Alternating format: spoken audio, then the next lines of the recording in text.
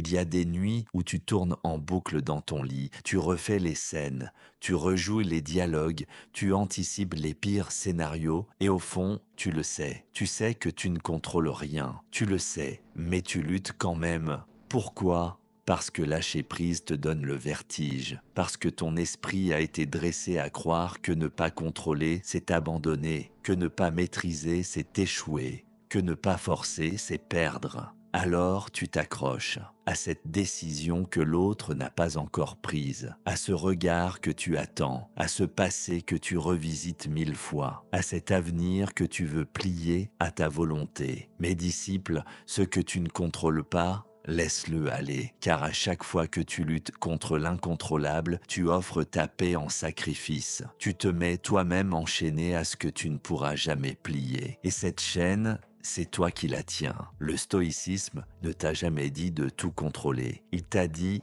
distingue. Distingue entre ce qui dépend de toi et ce qui ne dépend pas. Ce que tu dis, ce que tu fais, ce que tu choisis. Voilà ton royaume. Les pensées des autres, le cours du monde, la pluie qui tombe ou le vent qui souffle. Voilà ce qui n'est pas à toi. Tu veux que l'autre change, ce n'est pas ton ressort. Tu veux que l'injustice disparaisse, ce n'est pas ta main qui la commande. Tu veux que les choses se passent comme tu l'avais prévu. Ce n'est pas ainsi que la vie fonctionne. La paix commence là où s'arrête la lutte contre l'incontrôlable. Imagine un général face à une tempête. Il peut hurler, il peut maudire le ciel, il peut frapper la terre, mais le vent ne changera pas. Un stratège, un vrai, ne s'épuise pas à vouloir commander la météo. Il adapte ses troupes, il modifie son plan, il fait du chaos une opportunité. C'est cela, l'art de la maîtrise. Ne pas imposer,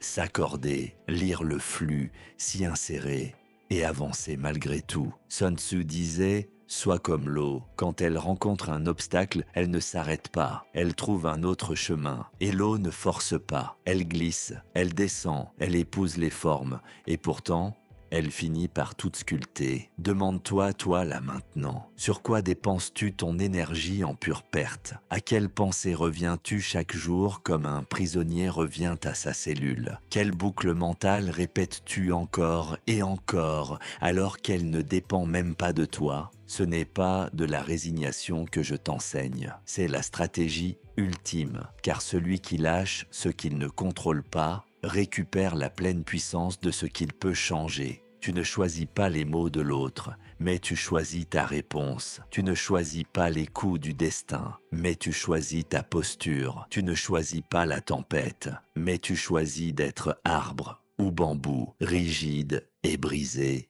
ou souple et debout. Quand tu acceptes enfin de ne pas pouvoir tout tenir, tu redeviens fort, tu redeviens fluide, tu redeviens libre, car la paix intérieure naît quand tu n'as plus besoin que les choses soient autres que ce qu'elles sont. Un maître zen disait: la feuille tombe quand elle est prête, l'arbre ne pleure pas. Et pourtant, chaque année, il refleurit. Pourquoi? Parce qu'il ne se bat pas contre le cycle, il l'embrasse, il suit la voie. Il ne contrôle pas la vie, il la traverse. Alors toi aussi, chaque fois que ton esprit s'agite, que ton cœur se tend, que ton souffle se bloque, arrête-toi et demande-toi: cela dépend-il de moi? Si la réponse est non, alors laisse-le aller. Relâche. Offre-toi ce cadeau, l'abandon sans faiblesse, la capitulation sans défaite, la lucidité sans amertume. C'est ainsi que naît le vrai calme, non pas dans l'absence d'événements, mais dans l'alignement entre ton esprit et la vérité du monde. Et cette vérité,